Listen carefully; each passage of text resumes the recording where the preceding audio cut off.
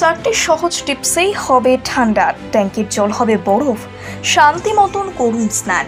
এক নিমিষে গরম থেকে হবে ঠান্ডা ট্যাঙ্কের জল। এই গরমে স্নান করতেও যেন গায়ে লাগছে ছ্যাঁকা, কিন্তু গরমে স্নান করা ছাড়া নেই কোনো উপায়। কেউ দিনে 3 বার, কেউ 5 বার স্নান করছেন। একসময় শীতকালে যখন জল দেখে ভয় পেতেন মানুষ, সেই কথাই যেন মনে পড়ছে বারবার। মাত্র 5 মিনিটে জল ফুটন্ত হয়ে যাচ্ছে, আর যারা পাম্পের জলে স্নান করেন তাদের তো কোনো কথাই নেই। পাম্পের জল যেন আগুনের চিতা, বাথরুমে ঢুকতেই ভয়, এই বুঝি গায়ে জল ঢাললেই পুড়ে যায় শরীর। ট্যাঙ্ক খুললেই গরম জলে ধোয়া বেরোচ্ছে, কিন্তু স্নান করবেন কখন? ছাদের উপরে ট্যাঙ্কিতে রোদ পড়তে যেন উনুনে বসানো গরম জল হচ্ছে। এই ট্যাঙ্কের জল কিভাবে ঠান্ডা করবেন?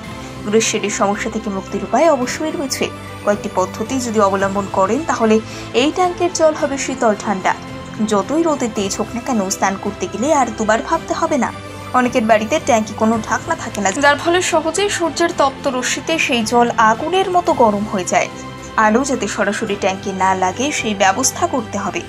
মোটা কাপড় কিংবা ট্যাঙ্ক কভার কিনে ঢাকতে পারেন, এতে সরাসরি সূর্যালো পড়বে না ট্যাঙ্কে। আবার আরও একটা উপায় অবলম্বন করতে পারেন, ট্যাঙ্কের বাইরের দিকে চুন কিংবা মাটির প্রলেপ দিয়ে দিন। সন্ধ্যাবেলায় কাজ করতে পারেন, এতে সরাসরি ট্যাঙ্কের গায়ে পড়বে না সূর্যের আলো, জল থাকবে হিমশীতল। এই মাটি আপনাকে গরম জল থেকে রক্ষা করবে। গরমকালে সাদা রঙের পোশাক পরবার কথা বলা হয়, এতে রোদ শোষণ হয় কম। সূর্যের রশ্মি সরাসরি শোষণ করতে পারে না এই সাদা রং, আর এর ফলে জল থাকবে ঠান্ডা। ট্যাঙ্কের গায়ে সাদা রং করে দিন, এতে রোদ শোষণ করবে না ট্যাঙ্ক, সরাসরি সূর্য রশ্মি পড়তে পারবে না। সাদা রঙের কারণে তাপ অনেকটাই কমবে। এই কয়েকটি পদ্ধতি মাথায় রাখলেই আর স্নান করবার সময় গরম জল নিয়ে বেগ পেতে হবে না। চারটি সহজ টিপসেই হবে ঠান্ডা, ট্যাঙ্কের জল হবে বরফ, শান্তি মতন করুন স্নান। এক নিমিষে গরম থেকে হবে ঠান্ডা ট্যাঙ্কের জল। এই গরমে স্নান করতেও যেন গায়ে লাগছে ছ্যাঁকা, কিন্তু গরমে স্নান করা ছাড়া নেই কোনো উপায়।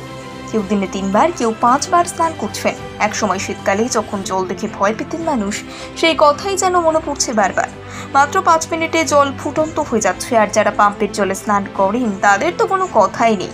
পাম্পের জল যেন আগুনের চিতা, বাথরুমে ঢুকতেই ভয়, এই বুঝি গায়ে জল ঢাললেই পুড়ে যায় শরীর। ট্যাঙ্ক খুললেই গরম জলে ধোয়া বেরোচ্ছে, কিন্তু স্নান করবেন কখন? ছাদের উপরে ট্যাঙ্কিতে রোদ পড়তে যেন উনুনে বসানো গরম জল হচ্ছে। এই ট্যাঙ্কের জল কিভাবে ঠান্ডা করবেন? গ্রীষ্মের সমস্যা থেকে মুক্তির উপায় অবশ্যই রয়েছে। কয়েকটি পদ্ধতি যদি অবলম্বন করেন তাহলে এই ট্যাঙ্কের জল হবে শীতল ঠান্ডা।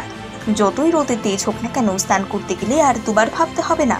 অনেকের বাড়িতে ট্যাঙ্কি কোনো ঢাকনা থাকে না, যার ফলে সহজেই সূর্যের তপ্ত রশ্মিতে সেই জল আগুনের মতো গরম হয়ে যায়। আলো যাতে সরাসরি ট্যাঙ্কে না লাগে সেই ব্যবস্থা করতে হবে।